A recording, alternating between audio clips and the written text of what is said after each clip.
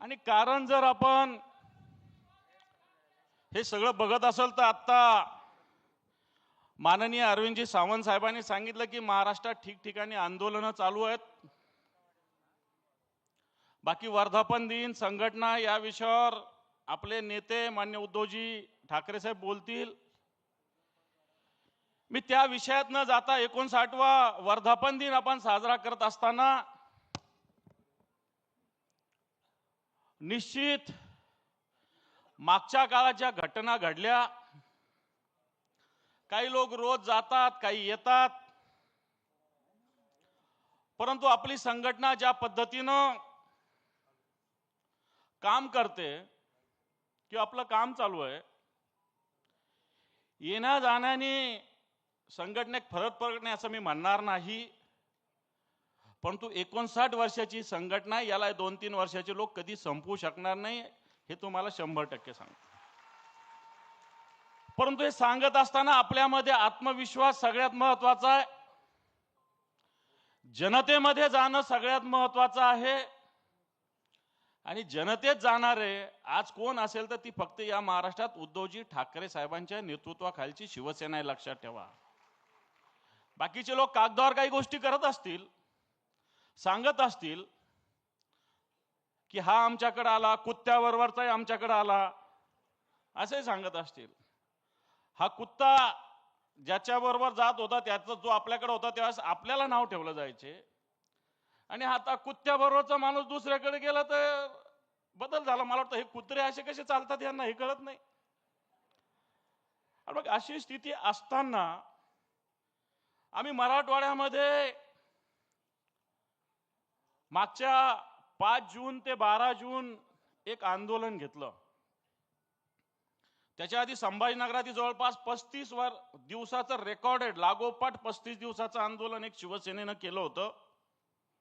त्याला माननीय आदित्यजी ठाकरे साहेब आले होते, आणि त्यानंतर संपूर्ण मराठवाडा व्यापी आंदोलन आम्ही 5 जून ते 12 जून असं 8 दिवसाचं आंदोलन केलं।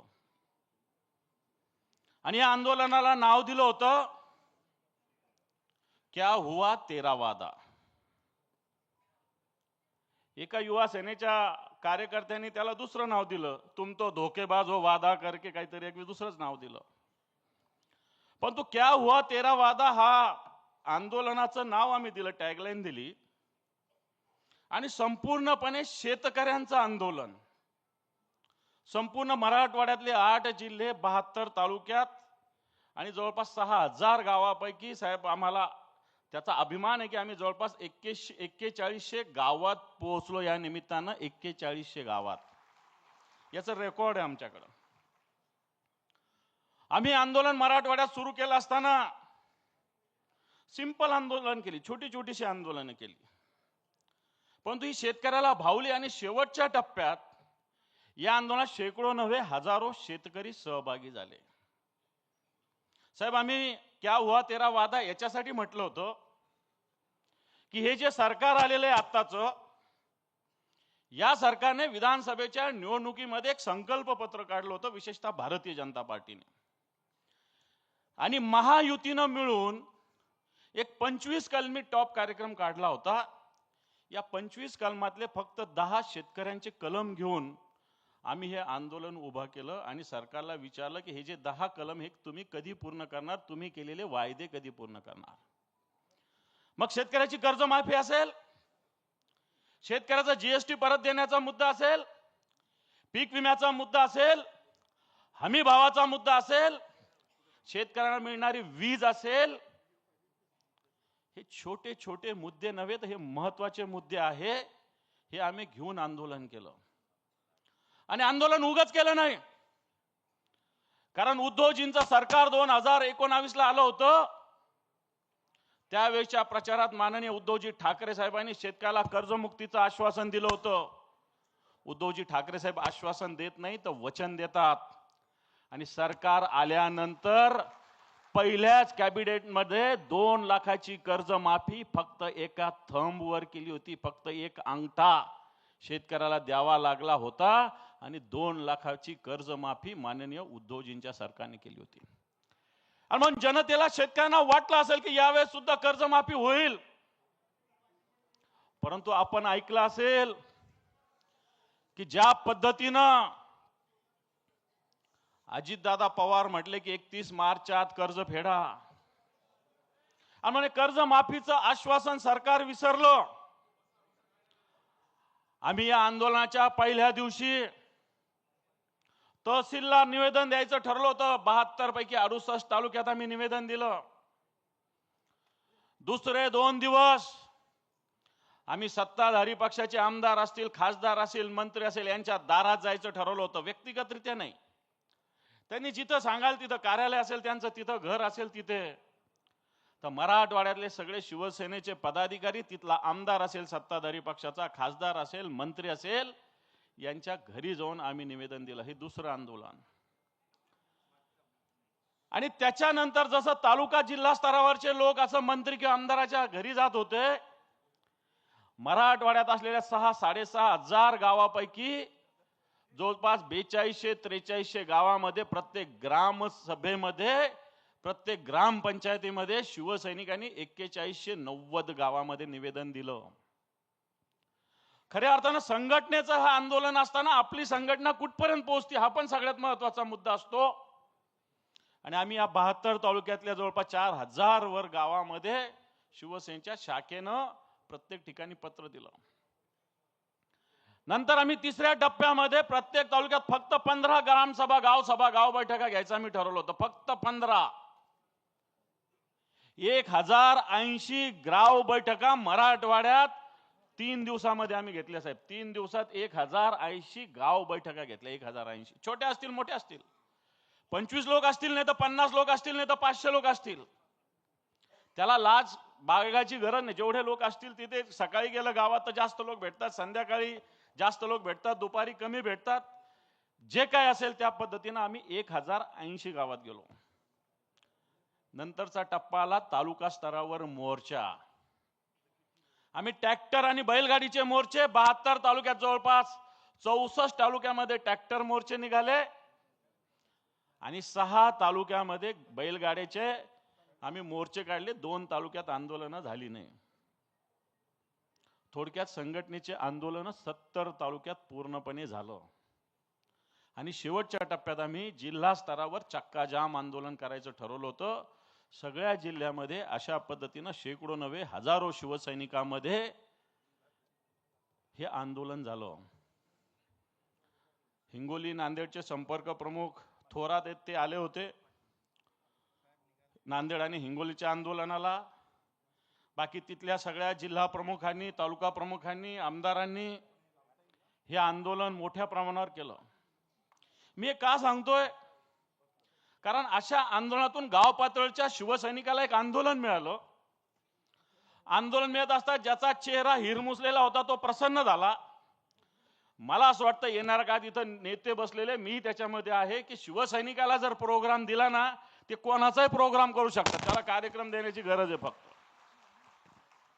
आपण त्याला कार्यक्रम देण्याची आवश्यकता आहे. आणि म्हणून हे आंदोलन मराठवाडा व्यापी होत असताना आम्ही 23 तारखेला सगळ्या बँकांकडे जाणार आहे. आता 23 तारखेला सोमवारच्या दिवशी ज्या ज्या बँका शेतकऱ्यांना कर्ज देतात या बँकांच्या मॅनेजरकडे जाणार आहे. शांततेत आंदोलन आहे. कारण 2-2 महिन्यापासून शेतकऱ्यांनी कर्जासाठी अर्ज केलेला आहे. अर्ज एक तर मंजूर करा नाही तर रिजेक्ट करा. एकीकडे मुंबईत बसून मुख्यमंत्री, उपमुख्यमंत्री सांगतात की शेतकऱ्याचं सिबिल बघितलं जाणार नाही. सिबिल बघितल्याशिवाय एकही बँक कर्ज देत नाही. म्हणून शेतकरी आता अतिशय अडलेला आहे, नडलेला आहे. तुळजापूरला एक शेतकरी 3 दिवसापासून उपोषणाला बसलेला आहे. बीडला एका शेतकऱ्यांनी कालच्या दिवशी मुलीचं ऍडमिशन करायचंय त्याला, या मुलीच्या ऍडमिशनला पैसे नाही, त्यांनी एका बँकेच्या दारात गळफास घेतलेला आहे काल. अशा घटना होत असताना मला वाटतं शिवसेना स्वस्थ बसणार नाही. आणि म्हणून 23 तारखेला आम्ही बँकांची, प्रत्येक बँकात जाऊन धडकणार आहोत की शेतकऱ्यांची कर्ज मंजूर का होत नाही. सरकार खोटं बोलतंय. शेतकऱ्याची कर्जमाफी सरकार करत नाही. याच मुख्यमंत्र्यांनी सांगितलं होतं की शेतकरी सन्मान योजना 15,000 रुपये देऊ. वाटतं ग्रामीण भागातील जे शिवसैनिक आहेत त्यांना मी सांगतो की 6,000 केंद्राची येतात. राज्यांनी सांगितलं होतं, नमो योजना केली होती की केंद्राच्या 6,000 बरोबर राज्याचे 6,000 रुपये देऊ. मागच्या काळात राज्याचा 1 रुपया आलेला नाही. मला वाटतं ही जागृती गावोगाव आवश्यकता आहे. 1 रुपयात पीक विमा योजना बंद झालेली आहे शेतकऱ्याची.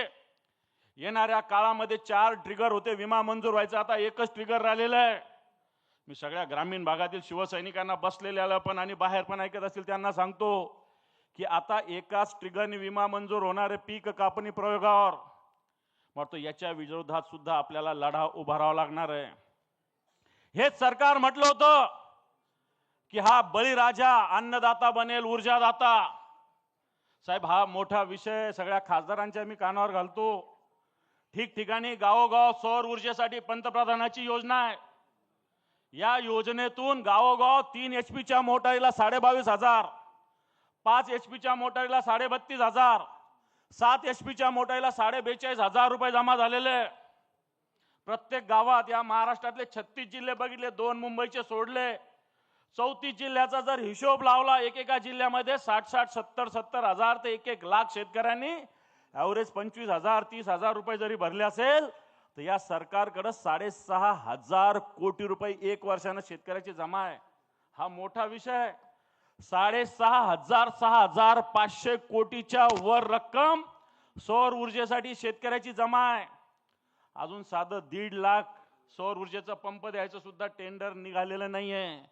मी ग्रामीण भागातील शिवसैनिकाला सांगतो की लाईट मिळत नाही. मुंबईमध्ये 2 मिनिट वीज गेली तर टाइम्स ऑफ इंडियात बातम्या येतात. राज्याच्या देशाच्या मोठ्या मोठ्या याच्यात बातम्या येतात की 2 मिनिटं लिफ्ट बंद पडली तर शेतकऱ्याला 8 तास वीज दिली जाते, सांगितली जाते. 4-7 तास सुद्धा मिळत नाही, ती रात्री. त्याचाही टाइम टेबल आहे, 10 ते 4, रात्री 10 ते 4 लाईट मिळते. आणि या 10 ते 4 मध्ये सुद्धा 1-1 तास 2-2 तास वीज जाते. आणि म्हणून हे सरकार म्हणलं होतं अन्नदाता बनेल ऊर्जादाता.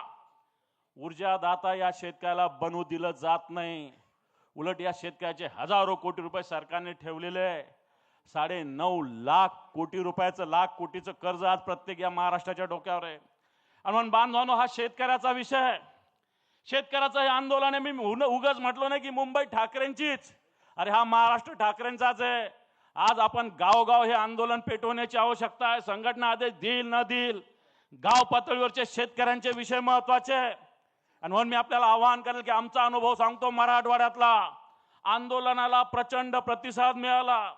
हजारो लोक सहभागी झाले. गावोगावातले शेतकरी आले. गाव बैठकामध्ये येऊन शेतकऱ्यांनी बोलायला सुरुवात केली, आपापली भूमिका मांडायला सुरुवात केली. वाटतं येणाऱ्या काळामध्ये आपल्याला जावं लागेल. निवडणुका येतात, निवडणुका जातात. शिवसेना ही 80% समाजकारण करणारी संघटना आहे. फक्त निवडणुका जिंकणारी किंवा हरणारी संघटना नाही. म्हणून येणाऱ्या काळामध्ये मला असं वाटतं हा शेतकऱ्यांचा विषय घेऊन मराठवाड्यात नव्हे तर महाराष्ट्रात आपल्याला लढा द्यावा लागेल. बँकांच्या विरोधात रस्त्यावर उतरावं लागेल. पीक विमा कंपन्यांकडे 2-2, 3-3 वर्षाचा विमा पडलेला आहे. शेतकऱ्यांना 72 तासात पंचनामा करा सांगतात, पण विमा मंजूर होऊन 2-2 वर्षानं विमा अजून मिळत नाही, अशा प्रकारची स्थिती आहे. या राज्यातला अजून 410 कोटी रुपये विमा शेतकऱ्यांचा विमा कंपन्यांकडे 2 वर्षाचा. सरकारने NDRFचे निकष आधी लावले होते, ते आता बदललेले आहे. आज 2 हेक्टरला 2 हेक्टरच्या ऐवजी 3 हेक्टरला मदत द्यायचं सरकारने डिक्लेअर केलं होतं. जी NDRFचे निकष त्याच्यापेक्षा 1.5 पटीने देण्याचा निकष दिला होता, हा सरकारने रद्द केला 15 दिवसापूर्वीच्या कॅबिनेटमध्ये. सरकार रोज वेगवेगळ्या पद्धतीनं मुद्रांक शुल्क माफ, कोणाकोणाचं माफ, अदानीचं माफ, बिल्डरांचं माफ, आणि शेतकऱ्याच्या कर्जमाफीला सरकारकडे पैसे नाही. आणि म्हणून मला असं वाटतं हा कर्जमुक्तीचा लढा आपल्याला उभा राहावा लागणार आहे. हा शेतकऱ्यांचा मुद्दा आपल्याला लढा उभा राहावा लागणार आहे. पीक विम्याचा लढा आपल्याला उभा राहावा लागणार आहे. शेतकऱ्यांच्या हिताच्या दृष्टीनं खतामध्ये शेतकऱ्यांची फसवणूक होते. बी बियाण्यामध्ये खताच्या सगळ्यात जास्त कंपन्या तर गुजरातच्या आहे. आणि म्हणून या सगळ्या विरुद्ध लढा मराठवाड्यात शिवसेनेने उभा केला. हा लढा आता सुरुवातीचा होता. हा लढा व्यापक स्वरूप द्यायचा आहे. मी सगळ्यांना आवाहन करेल, मी माननीय सगळ्या नेत्यांना आवाहन करेल की हा लढा महाराष्ट्रात गेला पाहिजे, महाराष्ट्रातल्या गावगावात गेला पाहिजे. आणि येणाऱ्या काळामध्ये पुढच्या वेळेस बॅनर लागलं पाहिजे, मुंबई ठाकरेंचीच नाही तर महाराष्ट्रात ठाकरेंचाच. आणि येणाऱ्या काळात हा संकल्प आपण सगळे मिळून करू, एवढंच सांगतो आणि थांबतो. धन्यवाद. जय हिंद, जय महाराष्ट्र.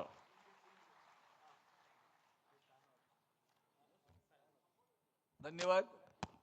व्यासपीठावर शिवसेनेचे सर्व ज्येष्ठ निष्ठावंत नेते आदरणीय सुभाष देसाई साहेब, संजय राऊत साहेब, दिवाकर रावते साहेब, अनंत गीते, चंद्रकांत खैरे, भास्कर जाधव, अनिल देसाई, विनायक राऊत, अनिल परब, राजन विचारे, अंबादास दानवे, मिलिंद नार्वेकर, सगळे सचिव, सूरज चव्हाण, साईनाथ दुर्गे, सुधीर साळवी, पराग डाके, सुप्रदा फातर्पेकर ही सगळी मान्यवर मंडळी व्यासपीठावर बसली आहेत.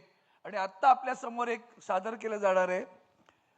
परेश दाभोळकर नावाचा एक कार्यक्रमाचा सूत्रसंचालक आहे. त्याने अलीकडच्या काळामध्ये मराठी माणसांबद्दल एक अतिशय अप्रतिम, जेव्हा स्थानिक लोकाधिकार समिती महासंघाच्या वतीनं मराठी भाषा दिन साजरा केला त्यावेळेला मराठी माणसांच्या काळजाला हात घालणारं असं एक वक्तव्य केलं.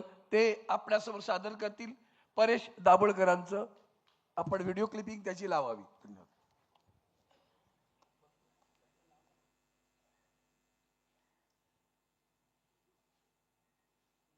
मला थोडीशी विस्तृत ओळख.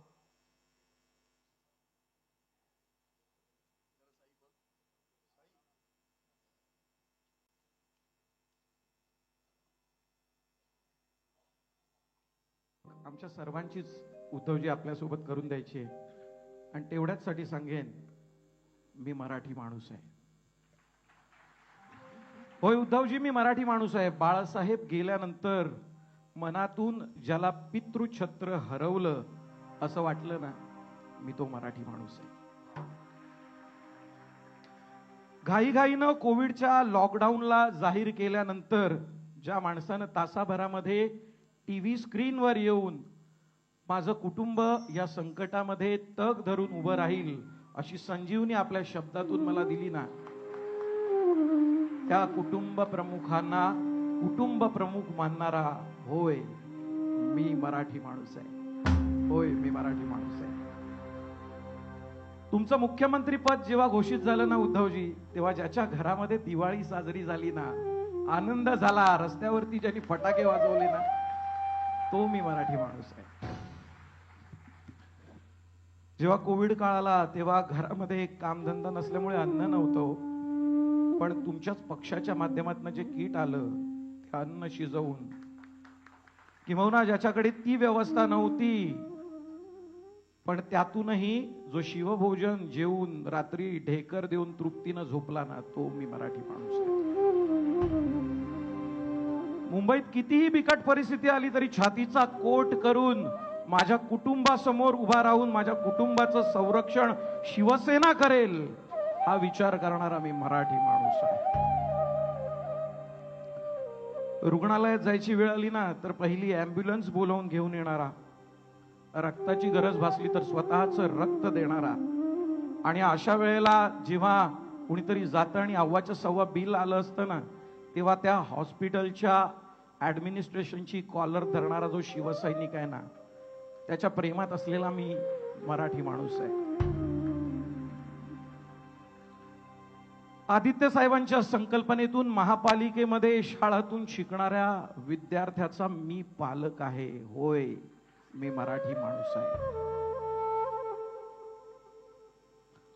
आमच्या मुलांच्या शाळा कॉलेजासाठी सातत्यानं झगडणारे, त्यांच्या ऍडमिशनसाठी नेहमीच राबत असणारे, जेव्हा शालेय वर्ष सुरू होतं तेव्हा वह्या वाटणारे, लोकांना पावसाळ्याआधी छत्री देणारे आणि शालांत परीक्षा झाल्यावरती गुणगौरव समारंभ आयोजित करणाऱ्या प्रत्येक आमदार, खासदार, शाखा प्रमुखाचा आभारी असलेला, होय मी मराठी माणूस आहे.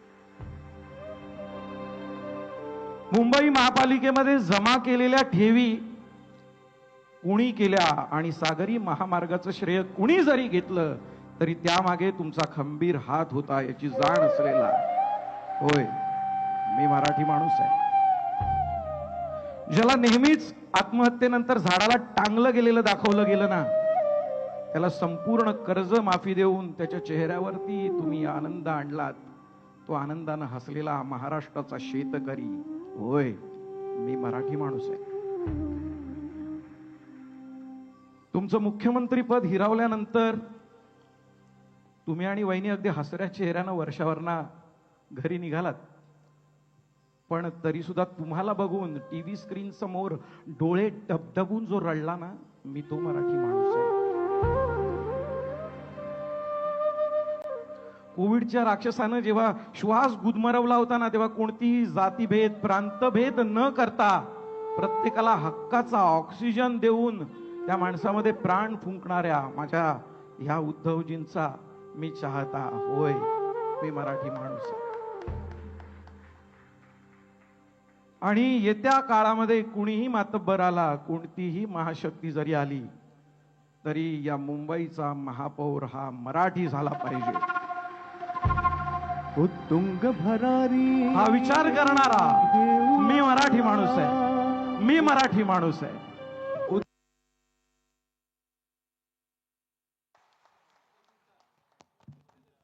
अंतर्मुख करायला लावणार तरीही चैतन्यमयी असं परेश दाभोळकरचं हे वक्तव्य आपल्या हृदयाचा ठाव घेणारं होतं. त्या परेश दाभोळकरांसाठी पुन्हा एकदा जोरदार टाळ्या वाजवा. यानंतर मी विनंती करतो शिवसेना नेते सन्माननीय कोकणातला आवाज म्हणजे कोण, भास्कर जाधव.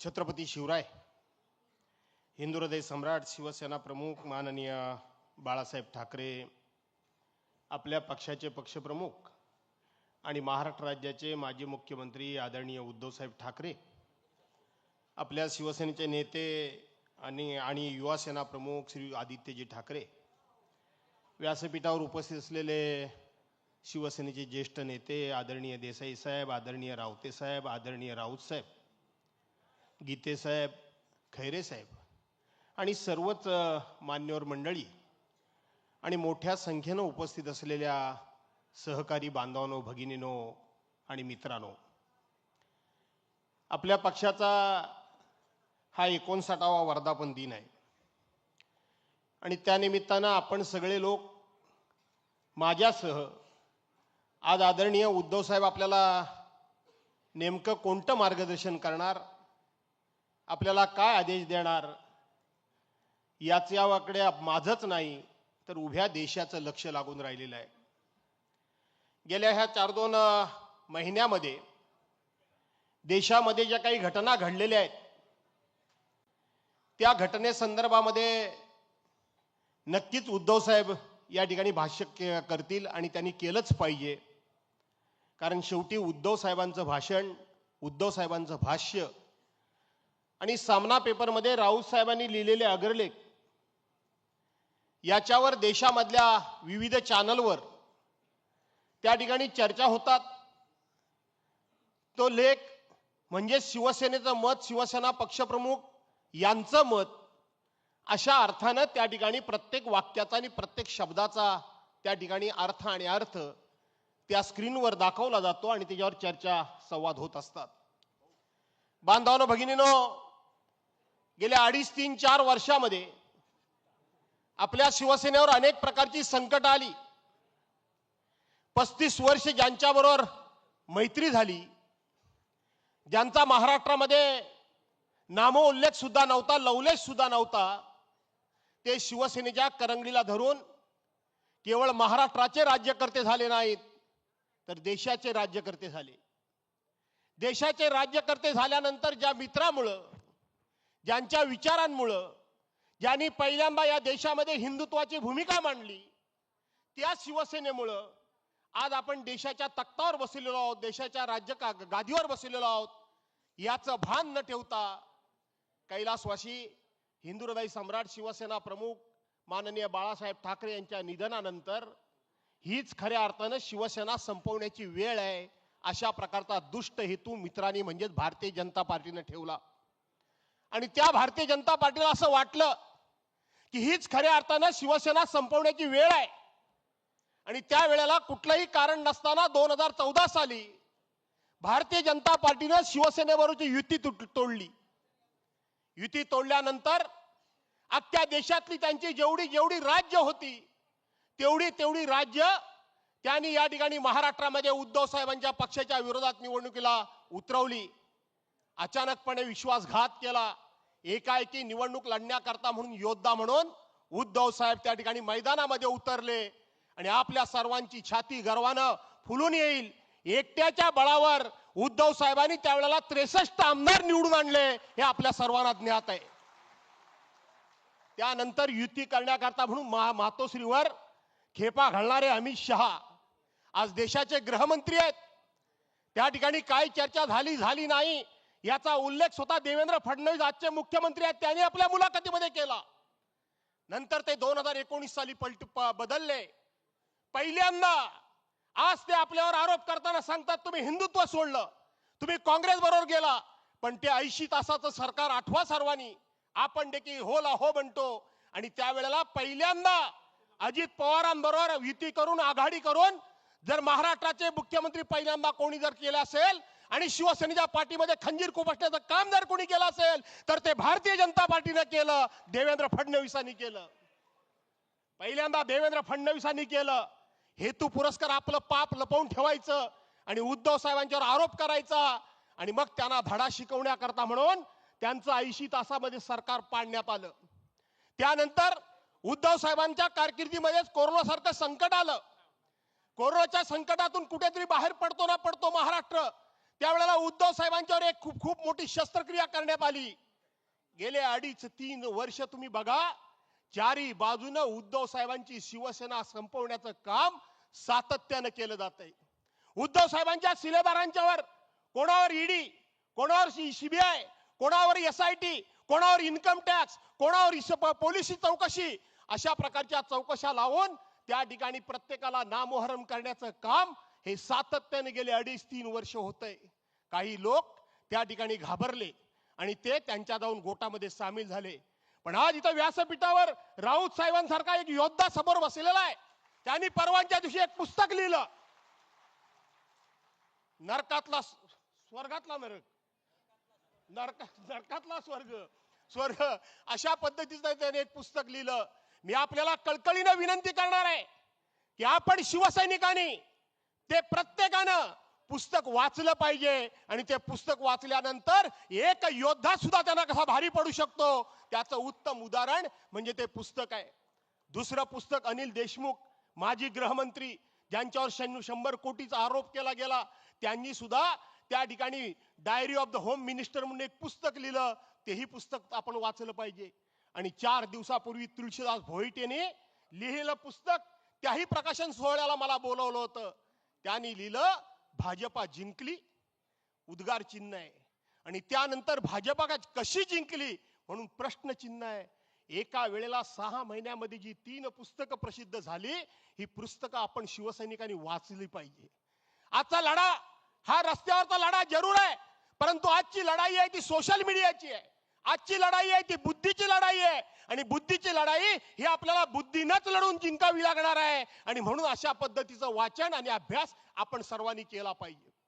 चारी बाजूने उद्धव साहेबांना घेरण्याचा प्रयत्न झाला पण आपल्याला अभिमान वाटतो की सगळ्या बाजूने असा उद्धव साहेबांना त्या ठिकाणी नामोहरम करण्याचा प्रयत्न केला, त्यांना गुडघ्यावर आणण्याचा प्रयत्न केला, त्यांना खच्ची करण्याचा प्रयत्न केला, त्यांच्या कुटुंबापासून नाना तऱ्हेचे आरोप करून त्यांना नामोहरम करण्याचा प्रयत्न केला.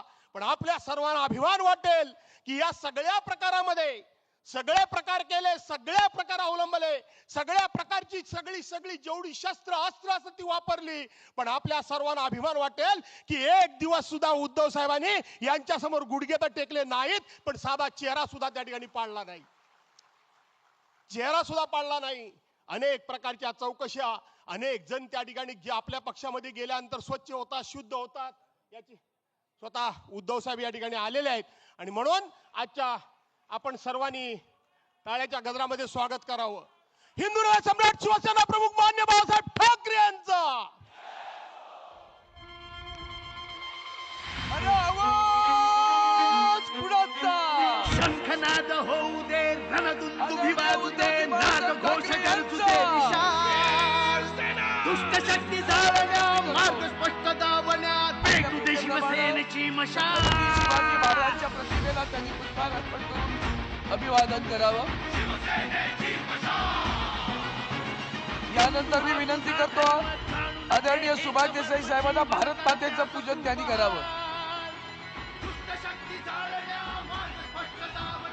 त्यानंतर सन्मान भारतरत्न डॉक्टर बाबासाहेब आंबेडकरांना संजय राऊत साहेबांनी अभिवादन करावं. माननीय प्रबोधनकर ठाकरे यांच्या प्रतिमेस दिवाकर रावते यांनी अभिवादन करावं. वंदनीय शिवसेना प्रमुखांच्या प्रतिमेस माननीय चंद्रकांतजी खैरे यांनी पुष्पहार अर्पण करावा आणि मासाहेबांच्या प्रतिमेस अनंत गीते यांनी त्यांना पुष्पहार अर्पण करून आपलं अभिवादन करावं.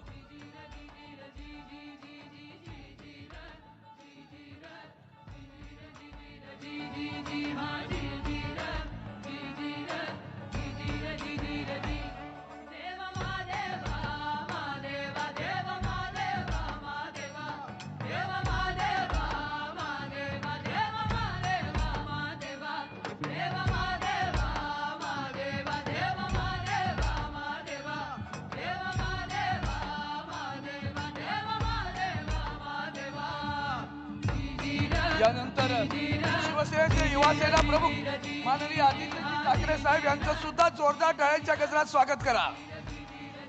आदित्यजी ठाकरे आगे बढ़ो. आपण स्थानापन्न व्हावं. मी या विभागाचे विभाग प्रमुख सन्माननीय शिंदे यांना विनंती करतो विभागाच्या वतीनं त्यांनी आदरणीय उद्धवजींचं स्वागत करावं. प्रमोद शिंदे हे विभाग प्रमुख आहेत. आदरणीय उद्धवजींचं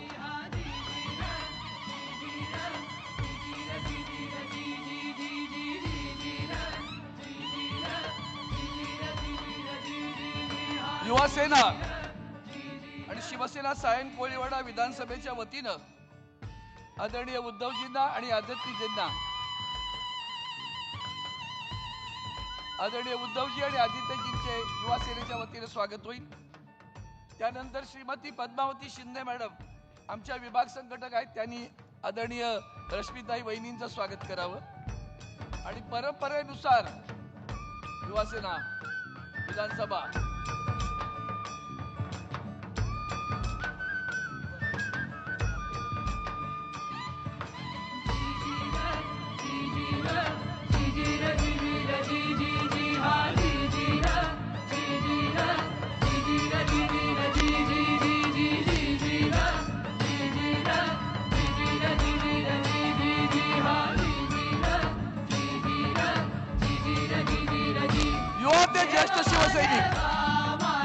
ज्येष्ठ शिवसैनिक सगळे इकडे आदरणीय उद्धवजींचं जोरदार स्वागत करत आहेत.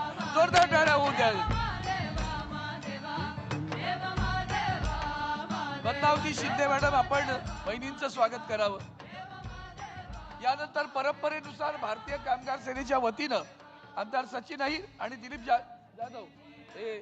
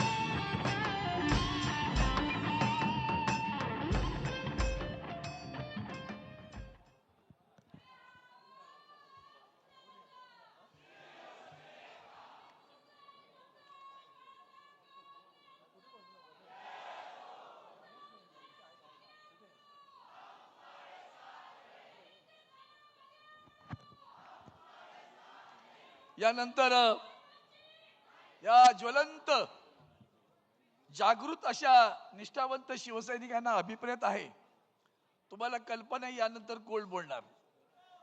आजचा सामनाचा अग्रलेख सगळ्यांनी वाचला का? निश्चित वाचला ना? माग पेटली की नाही? एवढे सगळे अन्याय होऊन सुद्धा ज्यांची लेखणी आणि वाणी अशी काही परजत असते की ती रोज जबरदस्त धमाका उडवते, असे शिवसेनेचे नेते आदरणीय संजय राऊत साहेब यांना विनंती करतो की त्यांनी आता संबोधावं.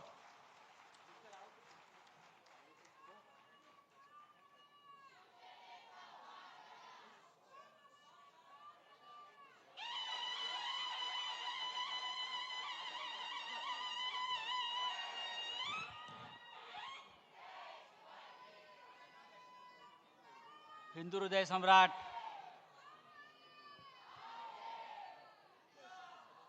शिवसेना प्रमुख माननीय बाळासाहेब ठाकरे यांना अभिवादन करतो. या शिवसेनेचं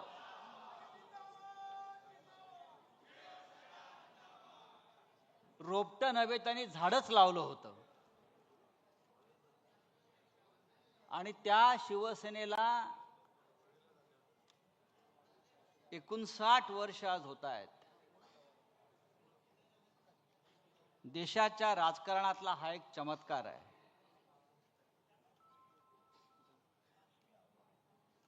सन्माननीय शिवसेना पक्ष प्रमुख उद्धवजी ठाकरे, युवा सेना प्रमुख आदित्यजी ठाकरे, व्यासपीठावरील सर्व शिवसेनेचे मान्यवर नेते आणि या सभागृहात उपस्थित असलेले महाराष्ट्राच्या कानाकोपऱ्यातून आलेले सर्व शिवसेनेचे जिल्हा प्रमुख, संपर्क प्रमुख, तालुका प्रमुख, शाखा प्रमुख, आज कोणताही मनोरंजनाचा कार्यक्रम नाही, फक्त विचार देण्याचा कार्यक्रम आहे. मनोरंजनाचा कार्यक्रम ठेवण्याचं फार कारण दिसत नाही, कारण आपलं मनोरंजन करण्याची जबाबदारी या सरकारनं घेतलेली आहे. रोज काहीतरी एक वेगळा कार्यक्रम, ज्याला आपण शो म्हणतो. आज हॉरर शो झाला. आज पाहिलं तर एकदम हॉरर शो, थरारक सिनेमा. कोणीतरी एक मंत्री एका अघोरी बाबासह बसलेला आहे, उघडा बंब टॉवेलवर, त्या अघोरी बाबाच्या हातात कवटी आहे आणि बहुतेक त्याच्या खुर्चीखाली रेड्याचं शिंग असावं असं मला वाटलं. आणि बराच वेळ ती अघोरी विद्येचा कार्यक्रम सुरू होता. मला वाटलं एकेकाळी आमच्या कॉलेज जीवनामध्ये एक रामसे ब्रदर्स होते, रामसे ब्रदर्स. ते असे हॉरर सिनेमे काढायचे आणि आम्हाला भीतीच वाटत नव्हती. तर सकाळी हॉरर सिनेमा पाहिला. या हॉरर सिनेमाचे कलाकार, निर्माते, दिग्दर्शक, त्यांचा सुद्धा आज एक कार्यक्रम कुठेतरी सुरू आहे, हॉरर कार्यक्रम डोममध्ये. या महाराष्ट्रामध्ये इतके आता कार्यक्रम होत आहेत मनोरंजनाचे, तर उद्धव साहेबांनी ठरवलं की आपल्याला अशा कार्यक्रमाची गरज नाही, आपण थेट विचार देऊया. 59 वर्षाच्या शिवसेनेला सातत्यानं जर कोणता कार्यक्रम बाळासाहेबांनी दिला असेल तर तो या राज्याला आणि देशाला विचार देण्याचा.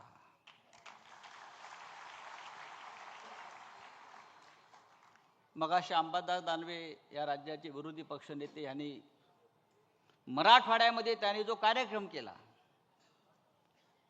आंदोलनाचा, शेकडो गावात, असंख्य तालुक्यात, गाव पातळीवर, क्या हुआ तेरा वादा, क्या हुआ ओ कसम ओ इरादा. खरं म्हणजे ह्या सिनेमाचं नाव फार इंटरेस्टिंग आहे शिवसैनिकांसाठी. इथून जाताना तो मंत्र म्हणून घेऊन गेला पाहिजे. त्या सिनेमाचं नाव आहे हम किसी से कम नहीं. इथे समोर बसलेले शेकडो शिवसैनिक त्यांनी आपल्या मनाशी एक आत्मविश्वास, एक निर्धार आणि एक जिद्द पक्की ठेवली पाहिजे कि हम किसी से कम नहीं, शिवसेना किसी से कम नहीं. हिंदुहृदय सम्राट बाळासाहेब ठाकरे यांनी या शिवसेनेची स्थापना केलेली आहे. आज मुंबईत मगाशी आपण म्हणालात ते इकडे तिकडे होर्डिंग लागलेले आहेत. ज्यांचा जन्म 2 वर्षापूर्वी झाला, आपण बरोबर म्हणालात अंबादासजी, त्यांनाही वाटतं आपण 59 वर्षाचे झालो. आता या मुंबईमध्ये त्यांच्या पक्षाचा स्थापना सोहळा करणं हा मराठी माणसाचा अपमान आहे. त्यांचा स्थापना सोहळा सुरतला व्हायला पाहिजे.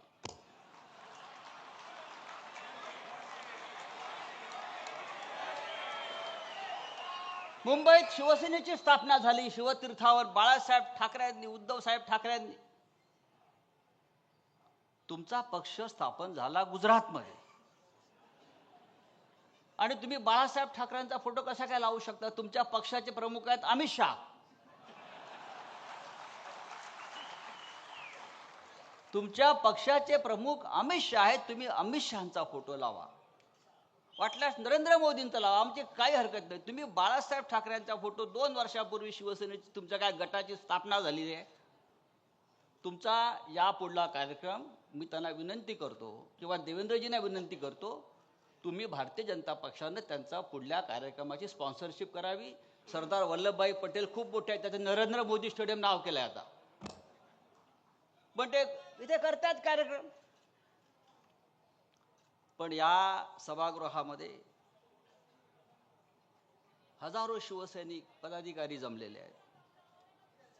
शिवसेना 59 वर्षाची झाली हा या देशातल्या राजकारणातला चमत्कारच आहे. माननीय बाळासाहेब ठाकरेंनी तेव्हा सांगितलं होतं, या देशामध्ये फक्त 2च सेना राहतील, एक भारतीय सेना आणि दुसरी शिवसेना. बाकी सगळ्या गुंडांच्या टोळ्या.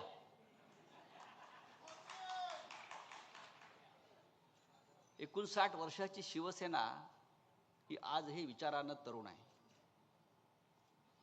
डोंगर कधी म्हातारा होत नाही आणि तुफानाचं वय मोजायचं नसतं, आणि वाघ कधी शरण जात नाही आणि वाघ कधी गवती खात नाही. आता हे जे स्वतःला वाघ समजणारे जे लोक आहेत ते अमित शहाचं गवत खातायत, मोदींचं गवत खातायत.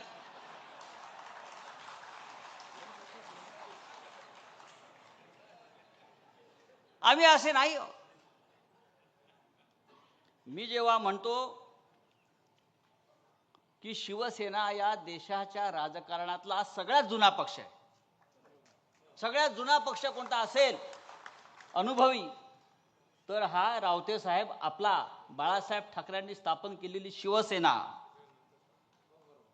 जेव्हा शिवसेना या महाराष्ट्रात गर्जना करत होती, लढाया लढत होती, संघर्ष करत होती मराठी माणसासाठी आणि हिंदुत्वासाठी, तेव्हा आजचे सगळे पक्ष हे पाळण्यामध्ये होते.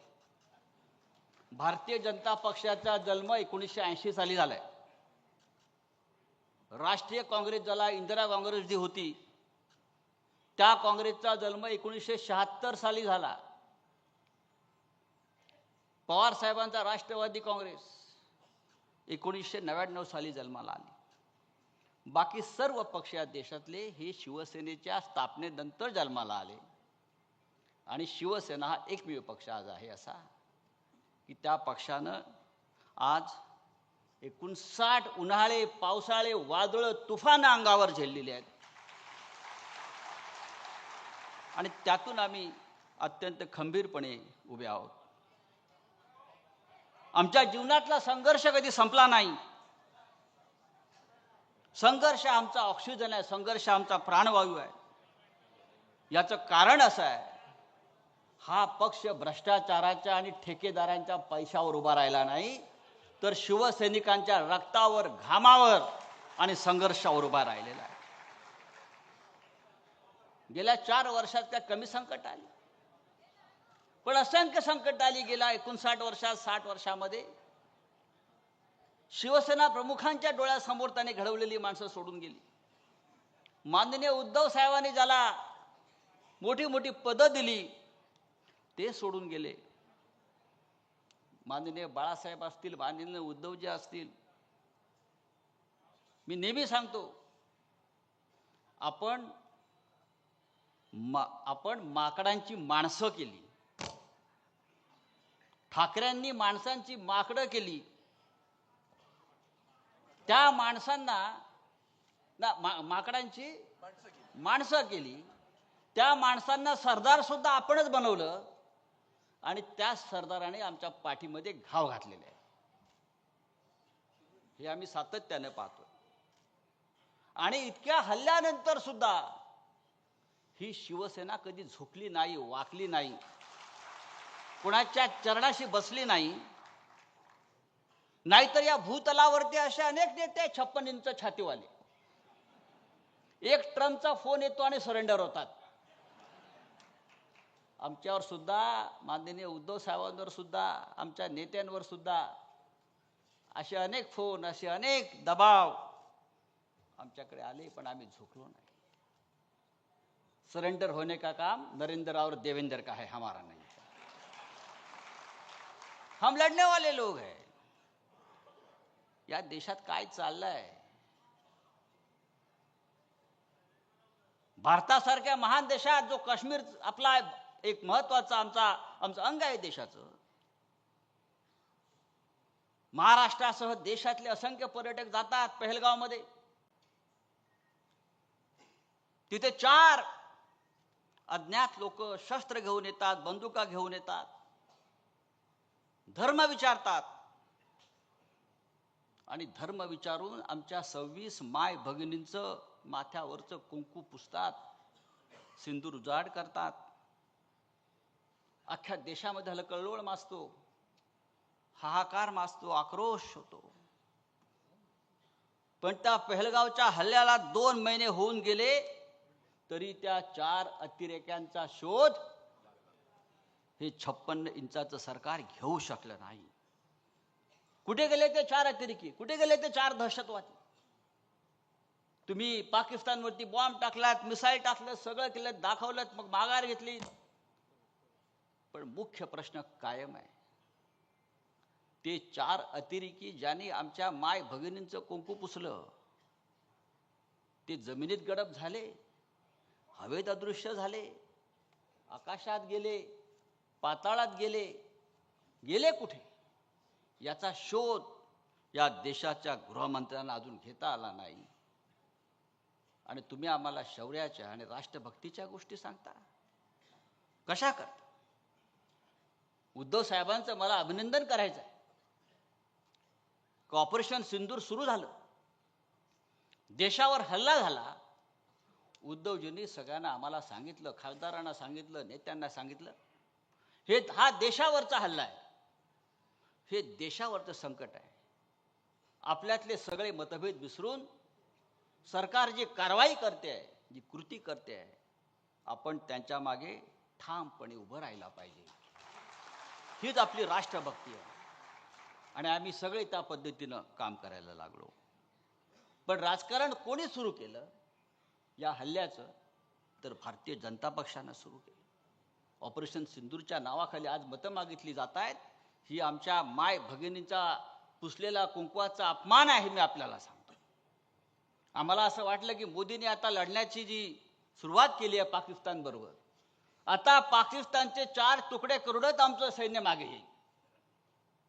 आता इस्लामाबाद, कराची, लाहोर, बलुचिस्तानवरती तिरंगा फडकवून आमचं सरकार मागे येईल. पाकिस्तानातील सगळे दहशतवादी अड्डे उद्ध्वस्त करून आमचं सरकार, आमचं सैन्य मागे येईल, शांत राहील. पण काय दुर्दैव या देशाचं. आमचं सैन्य आक्रमण पुढे पुढे जात असताना, हवाई दल हल्ले करत असताना अमेरिकेतून एक फोन येतो प्रेसिडेंट ट्रम्पचा, आणि त्या एका फोन नंतर हा भारत दहशतवादाविरुद्धची लढाई थांबवतो आणि माघार घेतो आणि ही माघार का घेतली हे नरेंद्र मोदी आजही आम्हाला सांगू शकलेले नाही.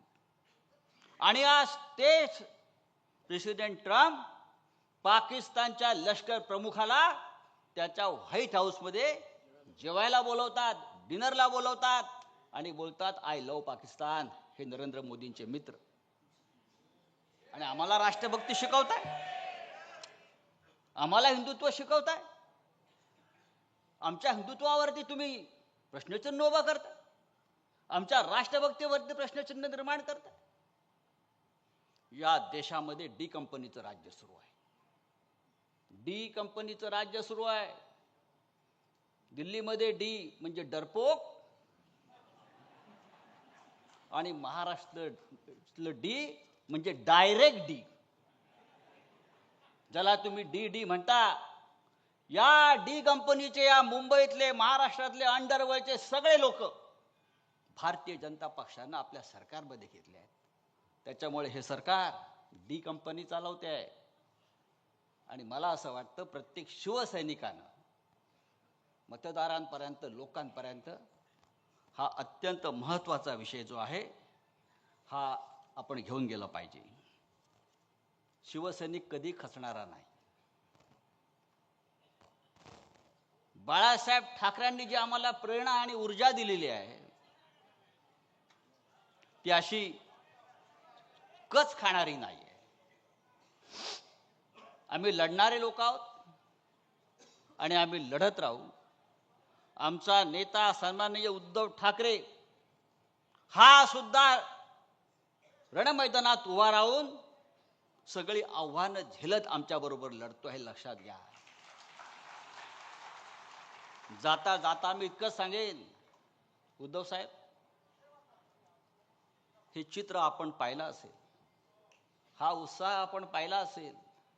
महाराष्ट्रात शिवसेनेचे नेते जिथे जिथे जात आहेत त्या प्रत्येक ठिकाणी शेतकरी, कष्टकरी, कार्यकर्ते हे जमा होत आहेत.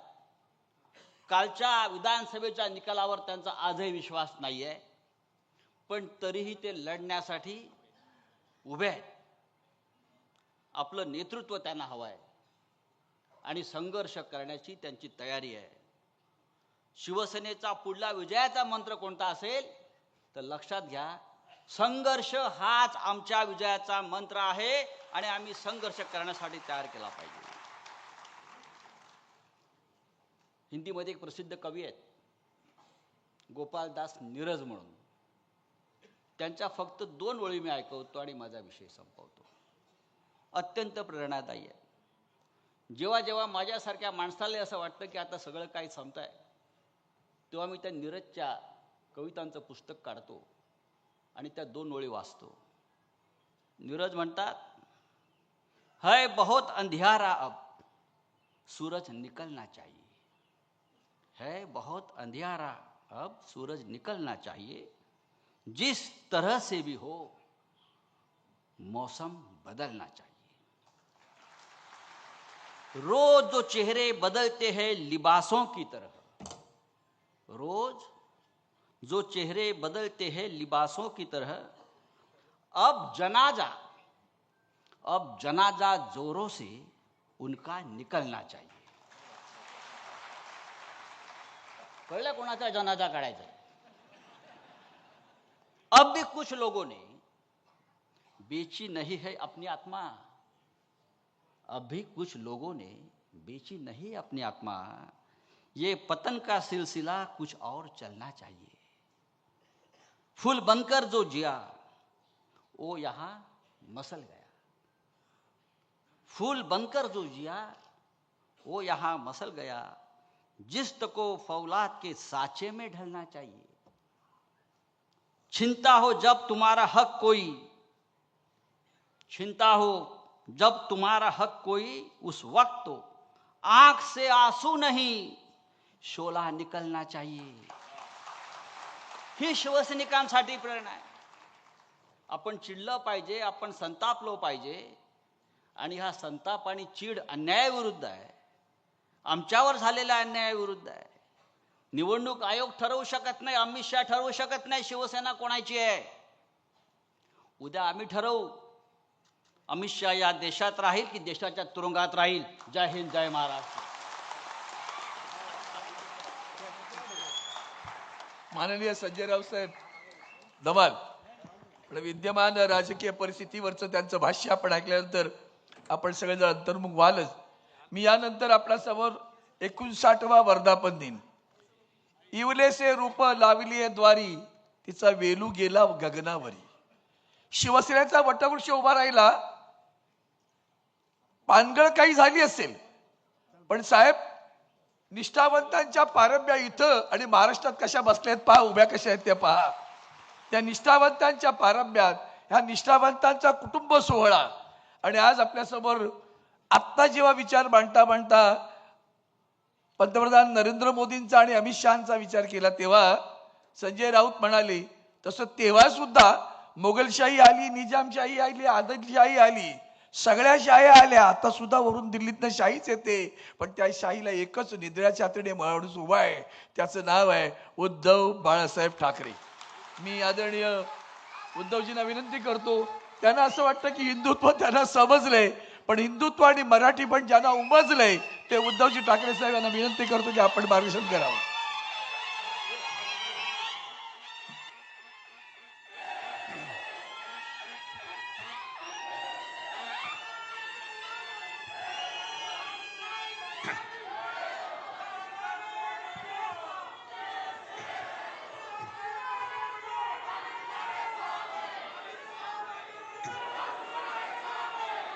जमलेल्या माझ्या तमाम हिंदू बांधवांनो, भगिनींनो आणि मातांनो,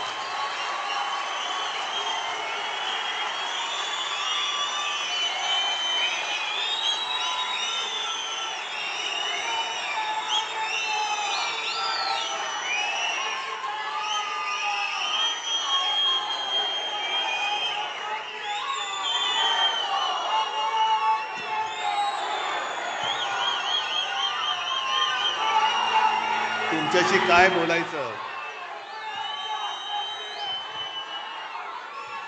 हा मला प्रश्न पडलाय. आणि हे जे काही चित्र आहे, हे वातावरण आहे,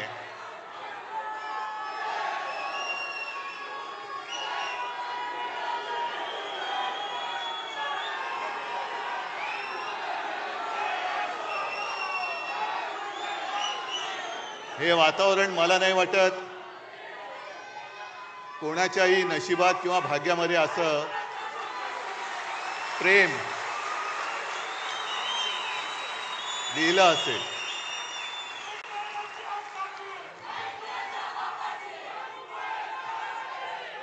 अर्थात ही माझी पुण्याई नाही,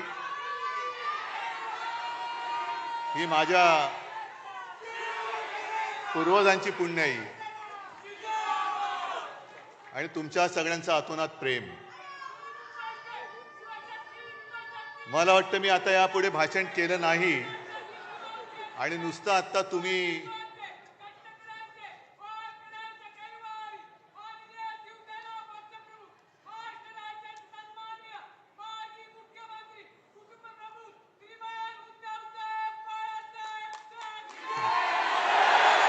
हा जयघोष जरी नुसता टीव्हीवरती आपल्या विरोधकांनी पाहिला तरी त्यांचे नॅपकिनसह सगळे कपडे ओले होतील.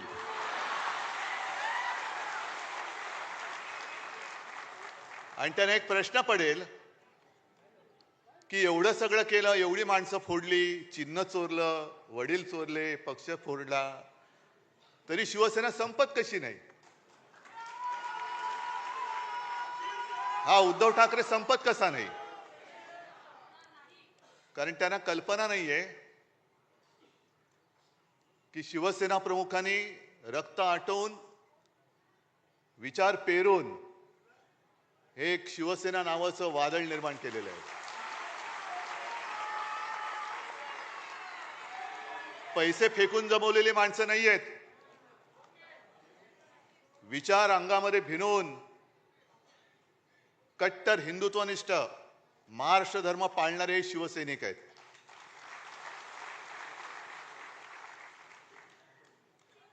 आणि मी पहिल्या प्रथम तुम्हाला सगळ्यांना वर्धापन दिनाच्या शुभेच्छा देतो.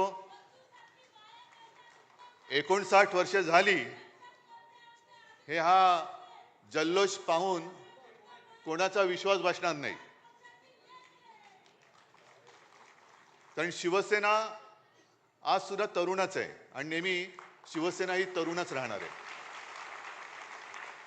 जो उल्लेख संजय राऊत आपण केला, पहिला मेळावा हा शिवतीर्थावरती झाला होता. प्रचंड शिवाजी पार्क भरलं होतं.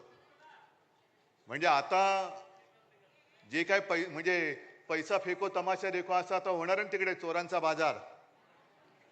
तसं तेव्हा काहीच नव्हतं.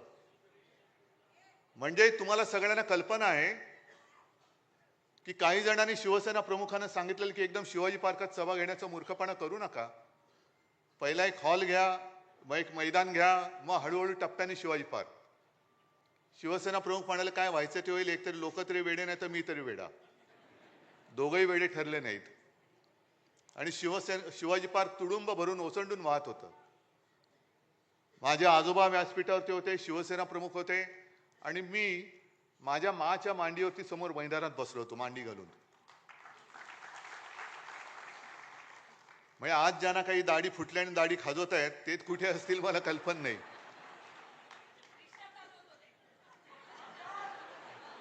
जाऊ दे. आज सगळीकडे बॅनर लागलेत, पोस्टर लागलेत, शिवसेना प्रमुखांचे फोटो आहेत. मला खरंच कीव येते की जे आपला बाप बदलतात आणि राजकारणात ज्यांना पोरं होत नाहीत, मी राजकारणात म्हणतोय,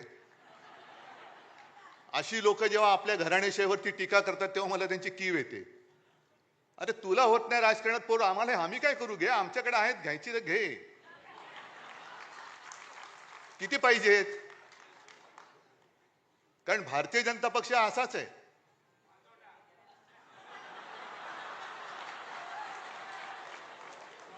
नाही, तुम्ही जो शब्द वापरला शिवसेना प्रमुखाने आणखीन वापरला असता पुढचा, पण ते सत्य आहे. आपण सत्य नाकारतो का कधी? त्याच्यामुळे हे सत्य त्यांनी स्वीकारलं पाहिजे की त्यांना आजपर्यंत कधी पोरं नाही झाले म्हणून दुसरे नेते हे स्वीकारायचे, ते मोठे करायचे. म्हणजे दुर्दैव असं की ज्या सरदार वल्लभभाई पटेलांनी संघावरची बंदी आणली होती, त्याच पटेलांना नेता म्हणून त्यांचा जगातला सर्वोत्तम म्हणजे सगळ्यात उंच पुतळा बांधण्याची पाळी यांच्यावरती आली. हे यांचं कर्तृत्व. आणि आपल्याला शिकवत आहेत हिंदुत्व. ठीक आहे, आजच्या सुद्धा आपल्या वर्धापन दिनावरती भाजपची काही पाळलेली बेडकं ही डराडोराव करतील.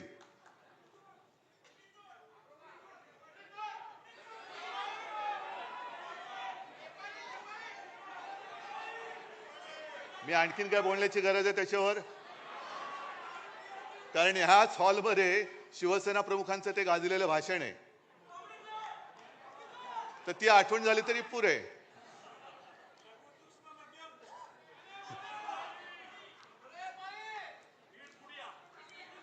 तुम्ही असं बोलायला लागलं, मला पुढे काय बोलायचं ते सुचत नाही, कारण मला डोळ्यासमोर सगळे यायला लागतात. तर ही सगळी पाळीव बेडकं ही यायला लागतील, बोंबलतील. पण या चोरांना खरंच मी तर म्हणेन लाज लज्जा शरम काही त्यांनी ठेवलेली नाहीये. नॅपकिन आहे तो सुद्धा काय ठेवला ते कळत नाही. असा हा भाजपा, म्हणजे ज्याचा उल्लेख माझ्या मते आधी पण भास्करराव तुम्ही बोलत होता, अंबादासनी केला असेल, संजय राऊतांनी तर केलाच. पण विशेषतः अंबादास तुमचं कौतुक करायचंय आणि माझ्या मराठवाड्यातल्या सगळ्या सैनिकांचं कौतुक करायचंय.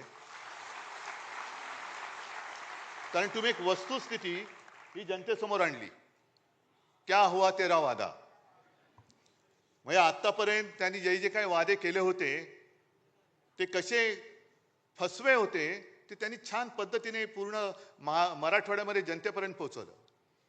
मग आता माझा प्रश्न तुम्हाला सगळ्यांना आहे की निवडणूक जिंकण्यासाठी माता भगिनींशी केलेला वादा, जनतेशी केलेला वादा जो पक्ष पाळत नाही तो पक्ष त्यांनी मला केलेला वादा हा मी तेव्हापासून बोलत होतो की यांनी वादा केला होता की 2.5 वर्ष शिवसेनेचा मुख्यमंत्री होईल. आणि हे सांगत होते असं काही घडलंच नाही. मग हा काल परवाचा तुम्ही केलेला जनतेशी वादा खरा होता की खोटा होता? म्हणजे यांची वृत्ती कळते, यांची वृत्ती कळते. आणि तसं जर का बघितलं तर बोलायचं कशावर हेच कळत नाही. कारण यांचं सरकार आल्यानंतर जी काही पनवती लागलेली आहे, केंद्रामध्ये सरकार आल्यानंतर सगळी कामांची वाट लागलेली आहे. एअरपोर्टचं छत गळतंय, त्या मेट्रोच्या स्टेशनमध्ये पाणी जात आहे, प्रयागराजला माणसं चेंगरून गेली, कोणी जबाबदारी घ्यायला तयार नाही. दिल्लीच्या रेल्वे स्टेशनमध्ये माणसं चेंगरून मेली, कोणी जबाबदारी घ्यायला तयार नाही. काल परवाकडे विमान अपघातात गेली, कोणी घ्यायला तयार नाही. रेल्वे अपघातात गेली, कोणी घ्यायला जबाबदारी तयार नाहीये. म्हणजेच काय की तसा जर का आपण गांभीर्याने विचार केला तर आज आपल्या देशाला पंतप्रधानांची गरज आहे. आज देशाला पंतप्रधान कुठे आहे? भाजपला आहे. देशाला कुठे आहे? देशाला गृहमंत्र्याची गरज आहे, घरफोड्या अमित शहाची नाही. देशाला संरक्षण मंत्र्यांची गरज आहे, गुंडांना संरक्षण देणाऱ्या देवेंद्र आणि राजनाथ सिंगांची नाही. तुम्ही देशाचे संरक्षण मंत्री आहात का गुंडांचे संरक्षण मंत्री आहात? तुम्ही देशाचे गृहमंत्री आहात की तुमच्या पक्षाचे घरफोडे मंत्री आहात? आणि मोदीजींना सुद्धा मला विचारायचंय, मी आता जास्त कठोर शब्दात बोलणं देशाच्या पंतप्रधानांना बरोबर नाहीये, पण जेव्हा आम्ही इंडिया आघाडी म्हणून तुमच्या समोर पर्याय उभे राहिलो तेव्हा तुम्हाला लाज वाटली नाही आमची इंडियन मुजाहिद्दीन बरोबर तुलना करायला? मग जरा आम्ही इंडियन मुजाहिद्दीन सारखे होतो तर आज जगभरामध्ये तुम्ही न केलेल्या शौर्याचं कौतुक सांगण्यासाठी आमच्या पक्षातले खासदार तुम्ही का पाठवलेत? आम्ही इंडियन मुजाहिद्दीन आणि तुम्ही कोण? म्हणजे तुम्ही जगभर फिरलात पण या कठीण काळामध्ये एक मित्र तुमच्या सोबत उभा राहिला नाही जो माझ्या देशाच्या बाजूने उभा राहील. आम्ही राहिलो तुमच्या सोबत. जग तुमच्या विरुद्ध आहे. देशातले मित्र तुम्ही तोडून टाकताय, मित्र संपवून टाकता आहात. आमची तुलना तुम्ही देशद्रोह्यांबरोबर करता आहात. आणि मग जेव्हा संकट आल्यानंतर आमचेच खासदार तुम्ही देश जगभरामध्ये पाठवताय, आम्ही काय केलं आम्ही काय केलं हे सांगायला. आम्ही विसरून गेलो नव्हे. मी मुख्यमंत्री होतो त्यावेळेला देखील ते डोकलाम झालं होतं. तेव्हाही आपली हीच भूमिका होती की प्रधानमंत्री जी जो आपको सही लगे आप करो, हम आपके साथ है. आता सुद्धा आपली हीच भूमिका होती. ठीक आहे, पक्षीय मतभेद असतील, आहेत, राहतील, पण देश संपूर्ण जगासमोर आम्ही जाऊ तेव्हा हम सब एक है म्हणून आपण गेलं पाहिजे. आणि ते कर्तव्य, पवित्र कर्तव्य आम्ही करण्याचा प्रयत्न केला.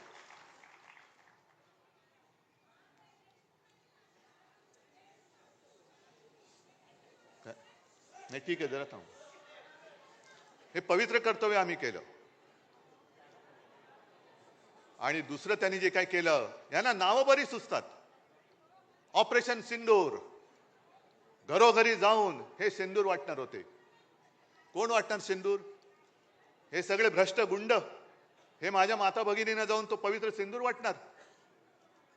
म्हणजे ज्यांना जोड्याने हाणलं पाहिजे असे भ्रष्ट भाजपवाले माझ्या माता भगिनींना जाऊन सिंदूर वाटणार आणि ते काय सिंदूर त्यांच्याकडनं घेणार असं वाटलं त्यांना? आम्ही जेव्हा हिंदुत्वाची व्याख्या करतो तेव्हा शिवसेना प्रमुखांनी आम्हाला सांगितलंय की माझं हिंदुत्व म्हणजे राष्ट्रीयत्व आहे. आम्ही हिंदू धर्म मानतोच आहोतच, पण त्याच बरोबरीने राष्ट्र धर्म सुद्धा पाळणारे आम्ही कट्टर देशाभिमानी हिंदू आहोत. हा देश जो आपला मानतो, या देशासाठी जो मरायला तयार आहे तो आमचा आहे. जातपात धर्म त्याचा आम्ही नंतर बघू, पण हा देश जो आपला मानतो आणि या देशासाठी तो वाटेल ती कुर्बानी द्यायला तयार आहे, तो कोणी असला तरी तो आमचा आहे. मग मला मोदींना विचारायचं आहे,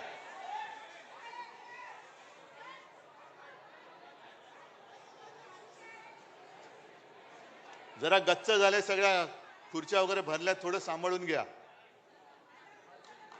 जरा सांभाळून घ्या.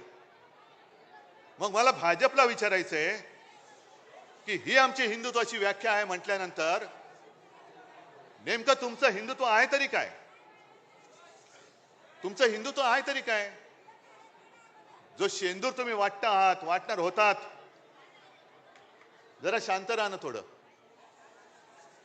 जायचं असेल बाहेर तर त्यांना जाऊ दे, नाही तर बसा शांत.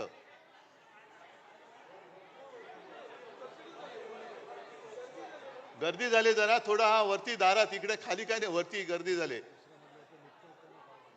त्यांना आत यायलाच जागा नाहीये.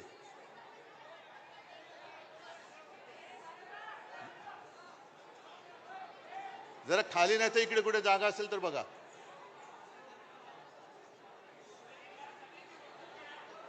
बरं ठीक आहे, चला, ते वरती सांभाळतात सगळ्यांना, आपण आपलं सांभाळू इकडे.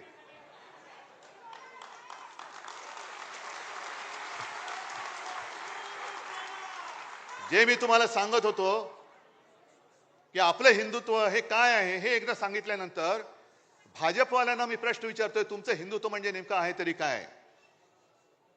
आम्हाला तुम्ही सांगतात आम्ही हिंदुत्व सोडलं, हिंदुत्व सोडलं, मग तुम्ही काय सोडलंय?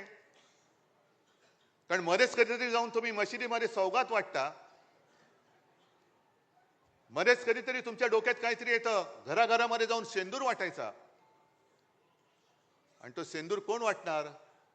तो नालायक, तो एक मंत्री कोण, विजय शहा, ज्याला खरंच भर रस्त्यामध्ये चापकानी फोडला पाहिजे, त्याच्यावरती भाजप अजून काही कारवाई करत नाही. त्या सोफिया कुरेशी ज्या आपल्या भगिनी आहेत, एक काय आपल्याला गर्व वाटला त्यावेळेला की एक महिला आपल्या लष्करामध्ये मोठ्या पदावर पोचली आणि ती बाणेदारपणाने आपली बाजू मांडते. त्या सोफिया कुरेशीना जो विजय शहा पाकिस्तान की बहन म्हणतो, आतंकवाद्यांची बहन म्हणतो, ही अशी नालायक औलाद भाजपमध्ये आहे. आणि या भाजपकडनं आपण देश सुधारण्याची आशा करतो, देश सुधारणार आहे. मग तुम्हाला एवढं सुद्धा कळत नाही, एक तरी इतर वेळेला शेपट्या घालून आत बसणार. तुम्ही सैन्याचे पाय तर बांधलेच, नाही तर सैन्याने धडक दिली होती, आजपर्यंत आपण पाकिस्तान घेतलाही असता. पण ट्रम्पचा फोन आल्यानंतर हे युक्रेन का वॉर रुकवा दी पापा, वॉर रुकवा दी पापा, ती जाहिरात होती ना, आपण पण केली होती. पण ट्रम्पचा फोन आल्यानंतर यांचा आवाजच गेला. काय करायचे ते असे प्रधानमंत्री, काय करायचे तसे गृहमंत्री? संजय राऊत, तुम्ही जो प्रश्न विचारला तो बरोबर आहे की ते 4 अतिरेकी आतमध्ये आले कसे? संरक्षण मंत्री काय करतायत, गृहमंत्री काय करतायत? खाडखाड गोळ्या घालून आपले पर्यटक तिकडे जे गेले होते त्यांना गोळ्या घालून मारणारे अतिरेकी गेले कुठे? पाताळात गेले, आकाशात गेले का भाजपात गेले? अजून मिळत कसे नाहीत सांगता येत नाही त्यांना. गेलेही असतील, घेतलेही असतील, कारण आता फक्त दाऊदला घ्यायचं बाकी राहिलेलं आहे, बाकी सगळं झालेलं आहे. आणि जसं आपण सदस्य नोंदणी करतो, कुठे करतो? आपण घरोघरी जातो, आपल्या शाखेमध्ये करतो, काही ठिकाणी पब्लिक प्लेस असतात तिकडे करतो, बरोबर ना? पण मला आता कोणीतरी सांगितले की भाजपने आता नवीन सुरू केले, जेलच्या तुरुंगाच्या दरवाजाच्या बाहेर त्यांनी स्टॉल टाकलेत. इथे येतो का तिथे जातो. म्हणजे काय, किती लोकांना बदनाम करायचं, आयुष्यातून उठवायचं, भ्रष्टाचारी म्हणून बोंबाबोंब करायची, संपूर्ण कुटुंबाला बदनाम करायचं, मग त्याच्या मागे SIT लावायची. आता बघू ना, ज्या ज्या गोष्टी या भाजपवाल्यांनी तेव्हा अगदी देवेंद्र फडणवीसांनी सांगितलं होतं, SIT लावू, हे लावू, ते लावू, मग SITची काय तुमची ST झाली सगळ्यांनी घेऊन जाणारी? आता बघूया. म्हणजे सगळ्यांना बोंबलून, भ्रष्ट म्हणून बोंबलून टाकायचं, बदनाम करायचं. 70,000 कोटीचा घोटाळा आलं काय, छे छे छे छे छे, पाय धुवून त्यांचं पाणी पितायत. सिंचन घोटाळा ना, म्हणून पाणी पितायत. अशी संपूर्णपणे या देशाची वाट लावली यांनी. आणि आता शिवसेना संपवायचं स्वप्न बघतायत. अरे तुम्ही किती स्वप्न बघा, शिवसेना तुम्हाला संपवून, तुमच्या सगळ्या भ्रष्टाचारांना खतम करून, तुमच्या छाताडोरती न्याय भगवला तर शिवसेना म्हणून नाव नाही सांगणार. फक्त एक गोष्ट लक्षात ठेवा की आपल्याला आता भांडून चालणार नाही. आपल्याला म्हणजे आपल्यात नाही, पण भाजपची जी काही एक नीती आहे, त्यांनी विधानसभेच्या वेळेला एक ती नारा दिला होता, बटेंगे तो कटेंगे. आपल्याला वाटलं होतं हिंदू मुसलमान तर केलंच, पण आता मुंबईमध्ये विशेषतः हिंदूंमध्ये मारामाऱ्या लावायच्या. मग हिंदी सक्तीची करायची. मग हिंदी सक्तीची झाली, म्हणजे ज्या हिंदी भाषिकांना आपण 92-93 साली वाचवलं होतं तेच आपल्यापासून दूर तोडायचे. हिंदी सक्ती तर होऊ देणारच नाही. करायची असेल हिम्मत तर देवेंद्र करून बघा. हिंदीचं आमचं काही वैर नाहीये, पण सक्ती कशासाठी करता? हिंदी सक्तीची करायची असेल तर तामिळनाडूमध्ये जाऊन बघा ना, नुसतं तुम्ही उच्चार करून बघा काय करतात ते. अजून तुम्ही हिंदी सक्तीची गुजरातमध्ये केली की नाही मला कल्पना नाही. मग गुजरातमध्ये करा ना, तिकडे जाऊन बसा, तिकडे ते काय सू करे छे.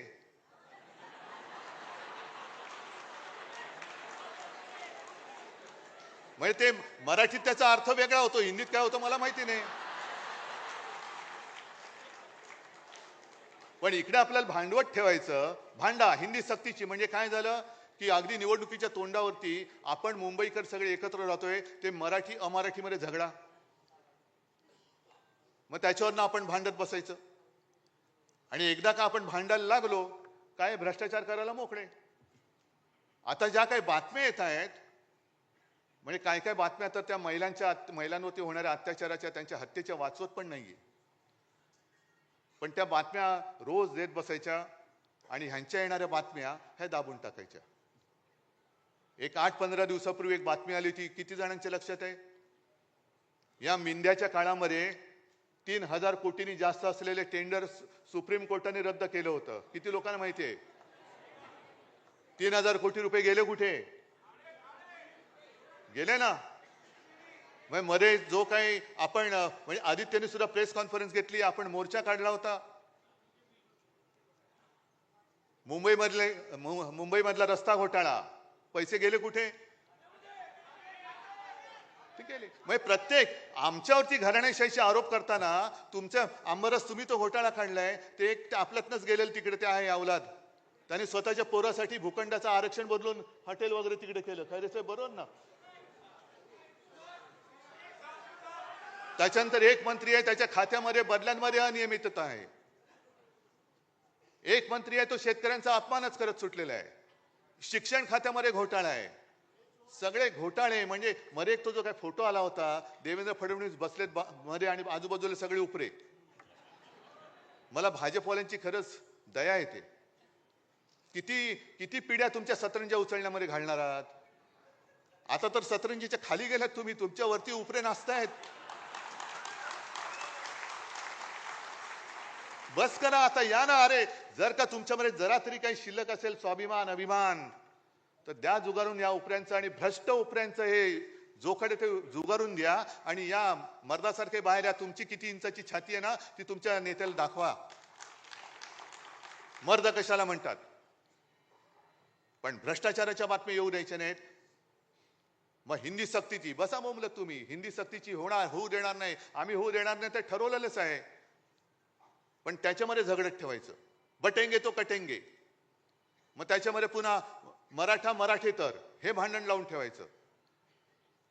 हिंदू मुस्लिम आहेच, तो एक बेडूक ओरडतोच आहे त्याच्यामध्ये. त्याला काम तेवढंच दिलेलं आहे. अरे तुझी उंची केवढी, आवाज कसा,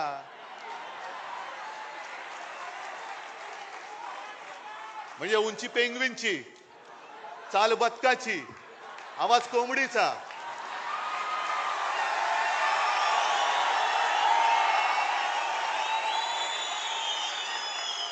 डोळे कोणासारखे माहिती नाहीत. तो जीव काय, बोलतोस काय, पार्श्वभूमी काय तुझी, वडिलांची पार्श्वभूमी काय, आणि आमच्यावरती बोलतोस. मी कोणावरती बोलतोयस? त्यांना कळू दे पहिलं नक्की. एक कोणतरी बाप ठरवा. याच भाषेत मी त्यांच्याशी बोलतोय. एक कोणतरी ठरवा. जसं आम्ही 59 वर्षाची शिवसेना झाली तरी सुद्धा आमचा नेता एकच आहे, भगवा एकच आहे, दैवत एकच आहे, विचार एकच आहे. आणि शिवसेना प्रमुखाने शिवसेनेची स्थापना केली ती महाराष्ट्राच्या मराठी माणसावरती होणाऱ्या अन्यायाचा मुकाबला करण्यासाठी केली आणि हिंदुत्वाच्या रक्षणासाठी केली. शेटजींची पालखी वाढण्यासाठी नाही केली. शेटजींचे बूट चाटण्यासाठी शिवसेनेची स्थापना नाही केली. हे त्या मिंद्याला पहिले जाऊन सांगा.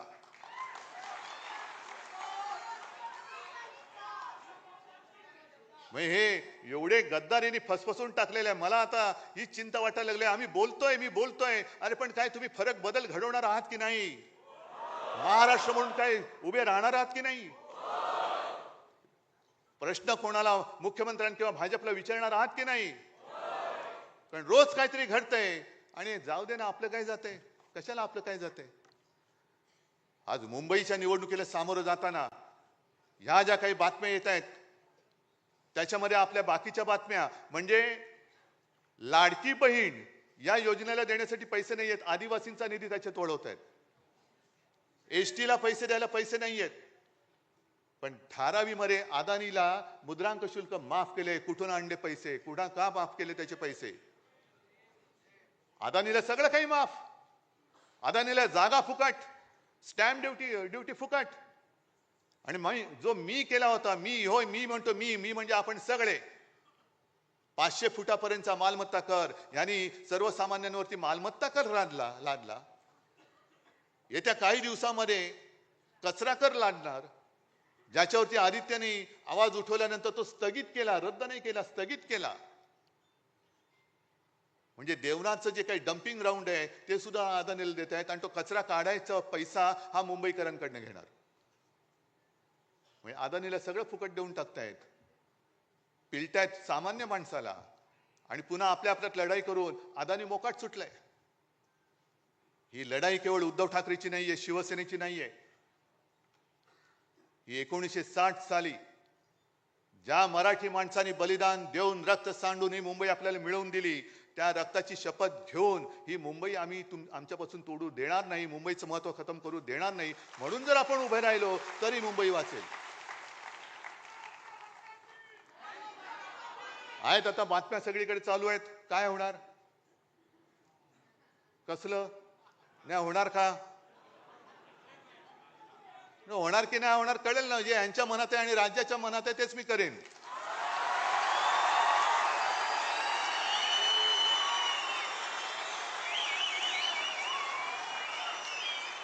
पण ते होऊ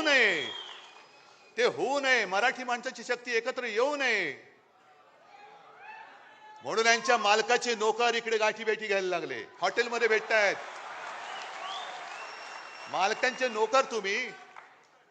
कारण जर का मुंबईवरती ताबा यांना मिळाला नाही आणि मुंबई परत शिवसेनेच्या ताब्यात आले, आम्ही घेणारच आहोत, आम्ही घेणारच आहोत.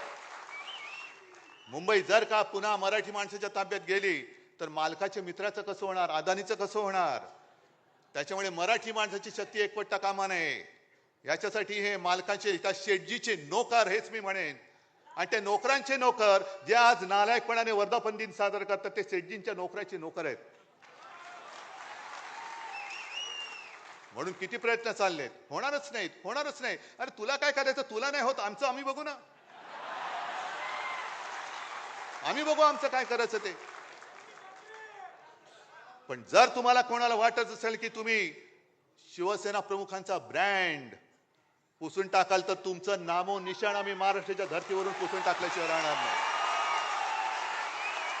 नामो निशाण पुसून टाकू आम्ही भाजपच्या या महाराष्ट्रातून. आणि आज तर मी तयारीने उभा आहे.